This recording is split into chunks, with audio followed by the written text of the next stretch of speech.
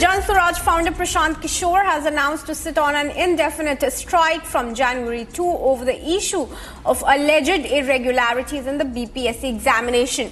Now, stalemate over the demand for cancellation of a recent Bihar PSC exam continued Monday despite Chief Secretary Amritlal Meena holding talks with a section of protesters over an alleged leak of question paper for the competitive test. Now, Governor Rajendra Arlekar also summoned Bihar Public Service Commission Chairman Parmar Ravi Manubhai over the paper leak allegation. Now, talking to reporters after being briefed by the delegates, the political strategist turned activist told reporters the Chief Secretary has given a patient hearing. He could not come up with a solution because this is a decision that would require intervention from the Chief Minister, who is expected to return from Delhi tonight. Now, Prashant Kishore has been backing the student protesters and vowing to join them and sit on an indefinite strike. Vivek is joining us live from Patna. Vivek, Prashant Kishor कह रहे हैं धरने पे बैठने के लिए, अभी तक आपको क्या जानकारी मिल पा रही है? स्टूडेंट्स के प्रोटेस्ट कौन सी डायरेक्शन में बढ़े हैं और उनकी सुनवाई कब और किस हालात में होगी? देखिए, जो छात्र हैं वो तो अब हताश हो चुके थे और जो 5 छात्रों का प्रतिनिधि मंडल था उन्हें राजभवन जाना था। ऐसे में उन्हें लेकर कौन जाएगा, तो ये सवाल था। लेकिन जो पॉलिटिकल पार्टियां हैं सबने ये कह रखा था कि हम आपको लेकर जाएंगे, राज्यपाल से मिलवाएंगे और तरह तरह की बातें हो रही थी। जो सबसे पहली चीज है उसमें पप्पू यादव सामने आते हैं और छात्रों को कहते हैं कि हम आपको लेकर चलते हैं। छात्रों को उन्होंने सुबह 10 बजे बुलाया भी, लेकिन छात्र जाने में थोड़ा उन्होंने देर कर दी और ऐसे में पप्पू यादव ने अपनी बात कहकर निकल गए।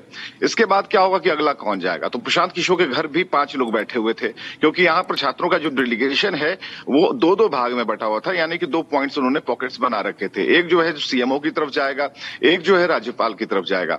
ऐसे में प्रशांत किशोर के यहां से ये गाड़ी निकलती है, क्योंकि इससे पहले एक पूरी ड्राफ्टिंग होती है बंद कमरे में। वहां पर छात्रों को बताया जाता है क्या कहना है, किस तरीके से बात करनी है, कौन कौन से पॉइंट्स रखने हैं, और इसके बाद 5 लोग जो कि छात्र थे और इनके अलावा जो जन स्वराज के लोग थे, यानी कुल 11 लोग जाते हैं, सेक्रेटेरिएट जाते हैं। वहां पर मुख्य सचिव के पास जाकर के ये अपना पत्र देते हैं और समझाने की कोशिश करते हैं। इसके बाद फिर एक बार प्रशांत किशोर मीडिया से मुखातिब होते हैं, बातचीत करते हैं और कहते हैं कि हम इंतजार करेंगे। और हमने उनसे पूछा भी कि अगला कदम क्या होगा, तो उन्होंने कहा कि भाई हम आगे बढ़ेंगे और अगर ऐसा नहीं, मतलब अगर बात नहीं मानी जाती है तो ये आंदोलन लगातार जारी रहेगा। जहां तक 2 तारीख की बात है तो एक अल्टीमेटम नहीं बल्कि एक तारीख बताई गई है कि इतने तारीख तक बता दिए, क्योंकि 4 तारीख को परीक्षा है।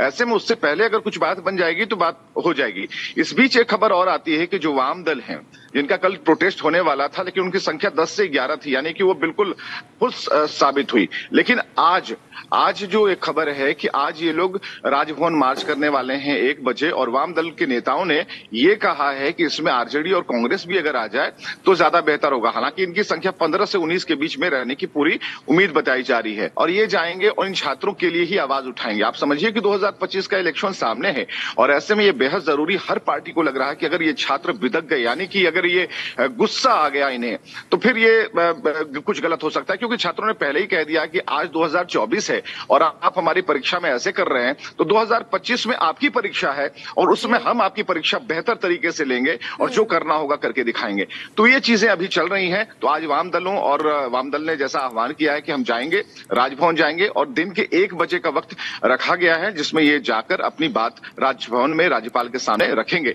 लेकिन कल जो 2 गाड़ियां बहुत तेज दौड़ी उसमें वीसी स्तर की जो बैठक हो रही थी, राजभवन ने उन्हें तलब किया था, बीपीएससी के चेयरमैन को बुलाया गया था।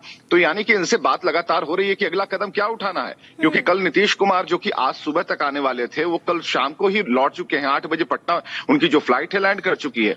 ऐसे में कई तरह के सवाल हैं, खासकर उस मुलाकात को लेकर जो नीतीश कुमार दिल्ली में जेपी नड्डा से मुलाकात करने वाले थे, वो मुलाकात नहीं हो पाई, टेलीफोनिक बात हुई।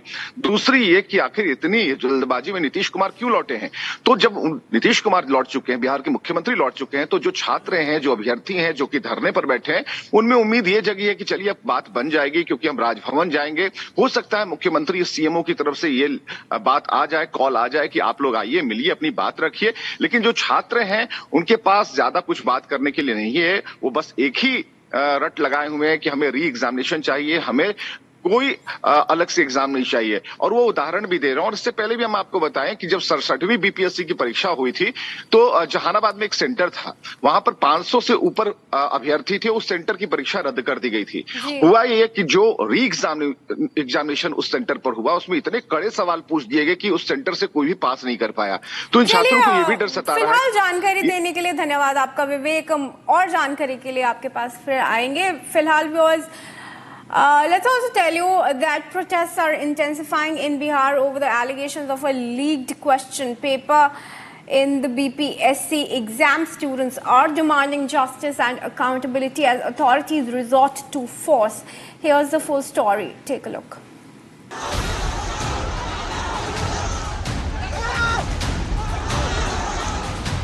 Amid Bihar Chief Minister Nitish Kumar's reported visit, protests snowballed in Patna. मैं समझता हूं कि सरकार अभी भी और बीपीएससी अभी भी चूक रही है कि ये चांद का टुकड़ा नहीं मान रहा। और तेजस्वी जी के मन में कुछ ब्लूप्रिंट्स हैं कि अगर हम सत्ता में आए तो बीपीएससी में किस प्रकार की चीजें होंगी या इन छात्रों को कौन सी रियायत दी जा सकती है। लेकिन मौजूदा सरकार की कुछ जिम्मेवारियां, कुछ लोग ऐसे हैं जो छात्र युवा आंदोलनों की इस संदर्भ को, उसके चरित्र को नहीं समझते।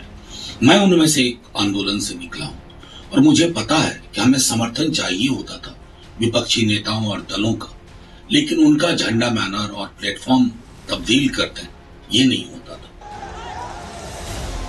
Civil service aspirants are demanding the cancellation of the 70th BPSC exam due to allegations of a widespread question paper leak. Students argue that a re-exam at just one center is unfair.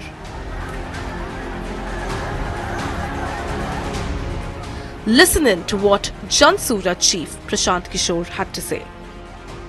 आज उन्होंने दरवाजा कल शाम में खोला है, तो हम लोगों ने अपनी ओर से कोशिश की है कि छात्र जो जेन्युइनली इससे प्रताड़ित है, उसका नेतृत्व जो लड़के कर रहे हैं वो जाएं, सरकार के साथ बैठें। उन्होंने बात की है, उसके लिए उनका धन्यवाद कर रहे हैं। अब जैसा कि आपने सुना छात्रों से, उन्होंने बात सुन ली, समझ ली, ये कहा कि हम इस पर विचार करके निर्णय देंगे या निर्णय कर रहे हैं। तो स्वाभाविक है, जब वो समय कुछ मांग रहे हैं तो ये वक्त का तकाजा है कि हम भी उनको 2 दिन समय दें। 2 दिन अगर वो निर्णय नहीं लेंगे तो हम लोग स्वतंत्र हैं अपना निर्णय लेने के लिए। निर्णय तो छात्रों के हक में ही होना चाहिए। The protests turned tense as police used water cannons and lathi charge to disperse demonstrators trying to approach the chief minister's residence.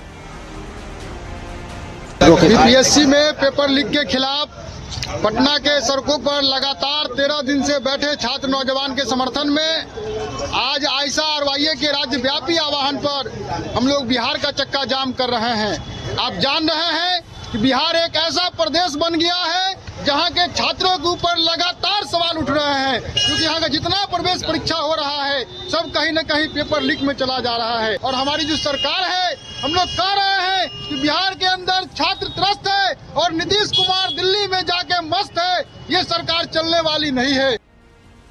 Meanwhile, a massive political slugfest erupted amid the ongoing protest.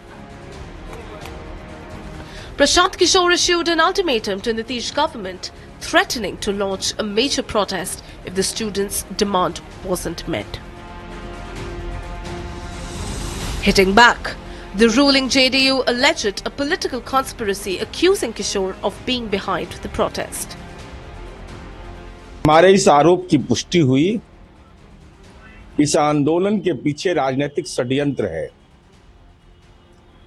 बगैर जमीन लिखे हुए नौकरी मिल रही है, आंगनवाड़ी सेविका का बेटा बीपीएससी का टॉपर बन रहा है, या राजनीतिक रूप से बहुत लोगों को अपच हो रहा है। माननीय प्रशांत किशोर जी राजनीति में अभी किशोर हैं। मासूम छात्र छात्राओं को गांधी मैदान बुलाकर खुद फरार हो गए। तो गुनाहगार तो प्रशांत किशोर जी आप हैं। उन बच्चों की भावनाओं के साथ आपने खिलवाड़ किया है। An unfazed Kishore, however, spoke to media persons, threatening to sit on a hunger strike if the demand of protesting students wasn't met at the earliest. As protests persist, the spotlight remains on the Bihar government to ensure accountability and fairness in the examination process.